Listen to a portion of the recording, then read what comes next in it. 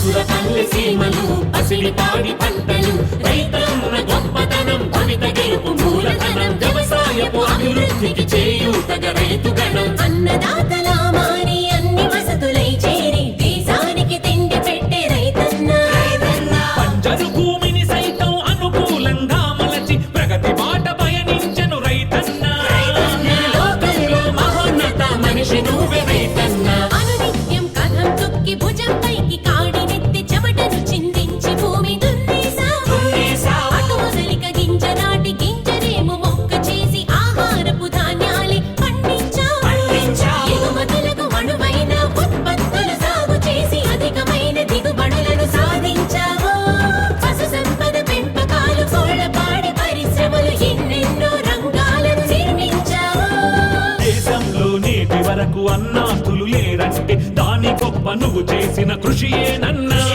వ్యవసాయమే లక్ష్యంగా చేసుకుంటూ పదిలంగా జనుల మదిలో కొలువైన దేవుడివన్నా గగనంలో సూర్యుడవు నీకు ఎవరు సాటిరారు లోకమంత శ్రమను దాల్చి పోషించావు ఎన్ని జన్మలైన నీ రుణము మేము తీర్చగలమా నీ తోడుగా నీ వెంటే మేముంటాము పల్లె సీమలు పసిడి పాడి పంటలు రైతన్న గొప్పతనం భవిత గెలుపు మూలధనం వ్యవసాయపు అభివృద్ధికి చేయూతగా రైతు గణం. నమస్కారం. తల్లి ప్రేమ కన్నా పల్లెసీమ మిన్న. పచ్చని పైరులతో కలకలలాడే మన పల్లెసీమలకు వెన్నుముక మన రైతన్న.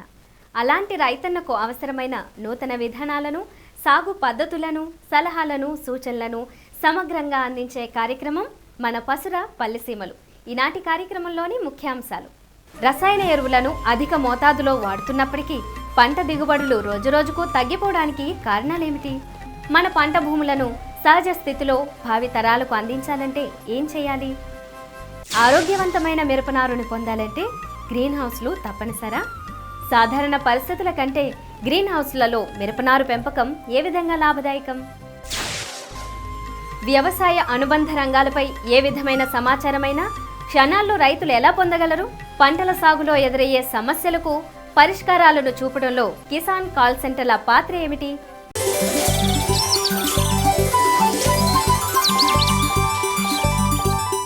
ఆధునిక వ్యవసాయంలో అధిక దిగుబడులే లక్ష్యంగా మన రైతాంగం పంటల సాగులో రసాయనాలను విచ్చలవిడిగా వాడుతూ సేంద్రియ ఎరువులను పూర్తిగా నిర్లక్ష్యం చేస్తున్నారు. దీనివలన దిగుబడులు పెరగకపోగా భూమిలో పోషకాల సమతుల్యత దెబ్బతిని పంట భూములు నిస్సారంగా మారుతున్నాయి. కాబట్టి రైతులు ఇకనైనా మేలుకుని సేంద్రియ ఎరువుల వాడకంపై తగిన శ్రద్ధ చూపిస్తే పంట భూములు తిరిగి సహజ స్థితికి చేరి సుస్థిరమైన దిగుబడులనిస్తాయి. కాబట్టి రైతులు తమకు అందుబాటులో ఉన్న సేంద్రియ వ్యర్థాలతో విలువైన ఎరువులను తయారు చేసుకుని వాడుకోవాలి. సేంద్రియ ఎరువుల తయారీ వాడకం వలన కలిగే లాభాలను గురించి ఇప్పుడు తెలుసుకుందాం.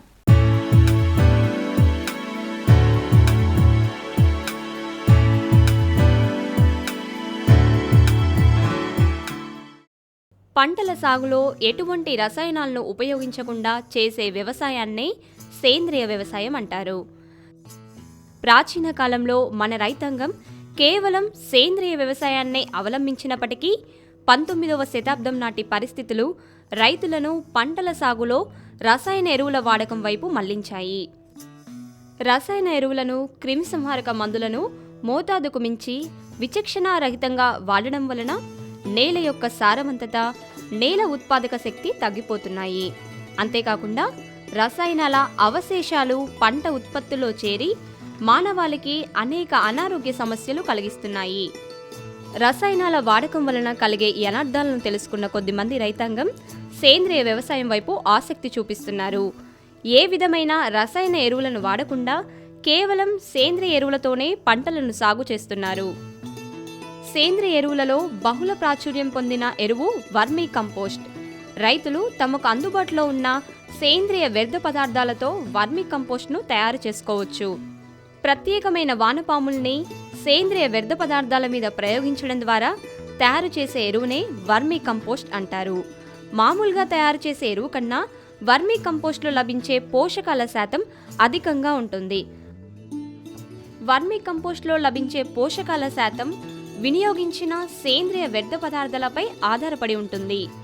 సరైన నాణ్యతా ప్రమాణాలను ఉపయోగించినట్లయితే మంచి నాణ్యత గల వర్మీ కంపోస్ట్ను తయారు చేసుకోవచ్చు.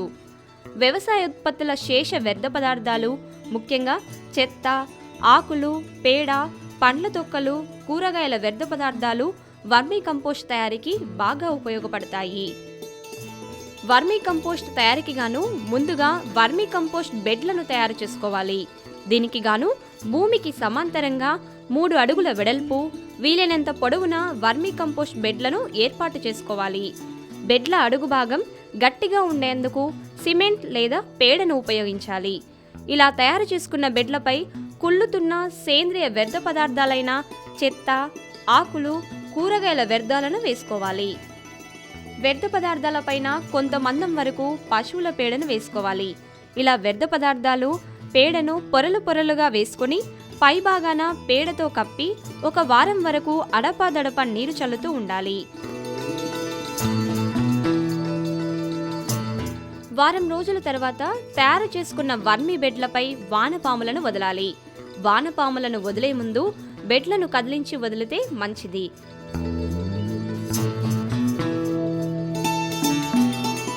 బెడ్ పైన వదిలిన వానపాములు ఆహారాన్ని, తేమను వెదుక్కుంటూ లోపలికి వెళ్తాయి. వానపాములు ప్రతిరోజు తమ బరువుకు దగ్గ ఆహారాన్ని తీసుకుంటాయి.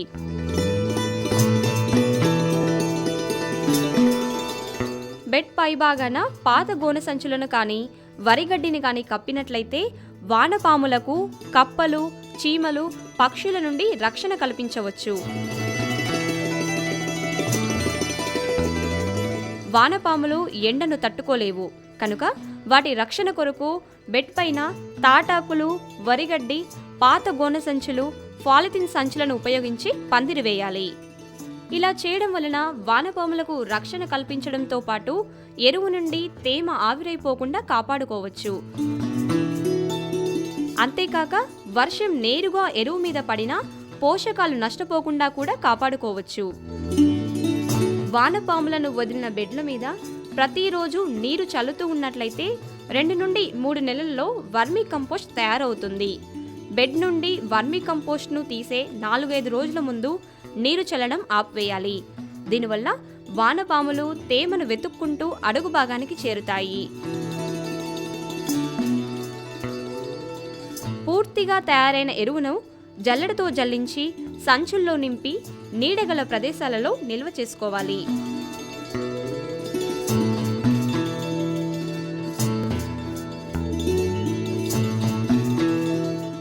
ఈ విధంగా సేంద్రియ వ్యర్థ పదార్థాల సహాయంతో ఎంతో విలువలున్న వర్మీ కంపోస్ట్ను తయారు చేసుకొని పంటల సాగులో వినియోగించుకున్నట్లయితే పంటల సాగులో రసాయన ఎరువులపై వెచ్చించే భారాన్ని తగ్గించుకోవచ్చు.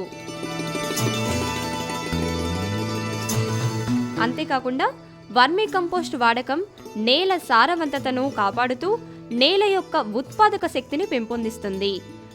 రసాయన ఎరువుల వల్ల నేలలో కలిగే ఎన్నో రకాల దుష్పరిణామాలకు వర్మీ కంపోస్ట్ వంటి సేంద్రియ ఎరువులే మార్గం చూపుతాయి.